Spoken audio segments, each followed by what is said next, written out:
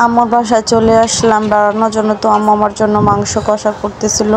তারপর আম্মু আমার জন্য লিচু নিয়ে আসে। তারপর আমি এখানে বসে বসে দেখতেছিলাম লিচুগুলো। তারপর ভাবলাম এগুলো খাই। তো এখানে এসে লিচুগুলো সবগুলো খাইলাম। পরে দেখি এখন পেট ব্যথা করতেছে লিচুগুলো খাইয়া।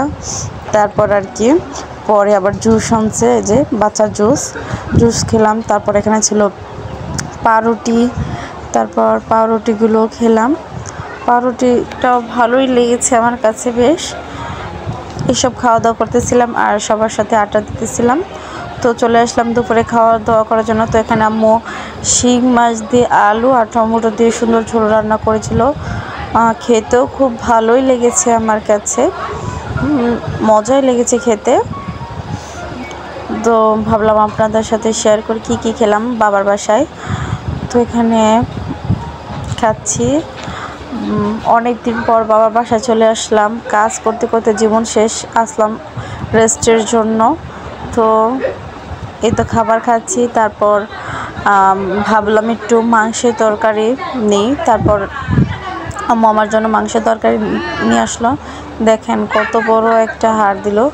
তো এটার ভিতরে দেখেন কি সুন্দর একটা স্পেশাল জিনিস, খুবই মজা লাগে এটার ভিতরে খাওয়ার জিনিসটার নামটা জানি কি জাস্ট মনে পড়তেছিল না। তো আমি খুব ঠুকাইতেছি, বের হচ্ছে না কেন। দেখেন কত ইয়াম্মি জিনিস। তো ঢোকানোর পরে বের হচ্ছিল না, তারপর ফাইনালি বের করে ফেললাম। তো এই দেখেন কত মজা, এটা যে কি ভালো লেগেছে আমার কাছে, অনেক মজা লেগেছিল এটা। তারপর এটা খেলাম। তারপর এখানে মাংসর পিসগুলো নিয়ে এসেছিলাম, হাড়ের মাংসের, খুবই মজা লেগেছে খেতে। তারপর খাওয়া দাওয়া শেষ করলাম। খাওয়া দাওয়া শেষ করার পরে বিকেলবেলা আমরা সবাই একসাথে বসে অনেকক্ষণ আড্ডা দিলাম। তারপর আমার বোন আমার জন্য যে আমগুলো নিয়ে আসছে, আম্মু বানাইছে আম সত্ত্ব। তারপর এটা সুন্দর করে কাটলাম, অনেক মোটা আর অনেক বড় বানাইছিল। এই যে দেখেন কতটা ভারী, শুকাইছে খুব সুন্দর করে, খেতেও খুব মজা লেগেছে মাশাল্লাহ। তারপর এই আম সত্ত্বটা খেলাম, আমার কাছে খুবই ভালো লেগেছে। তারপর সে আমার জন্য আরেকটা আমের আচার নিয়ে আসছে। তো যে এখানে এটা ফ্রিজে রাখা ছিল, তো সেটা আমার জন্য রেখেছিল। তো এই আমটাও খেয়ে দেখি কেমন লাগে। তো এই আমটা মুখে দিয়ে দেখি মাশাআল্লাহ, এটা অনেক মজাই লেগেছে আমার কাছে, খুবই ভালো লেগেছে। তারপর এটা আমি ক্যামেরা অফ করে পরে পুরোটাকে খেয়ে নিয়েছি।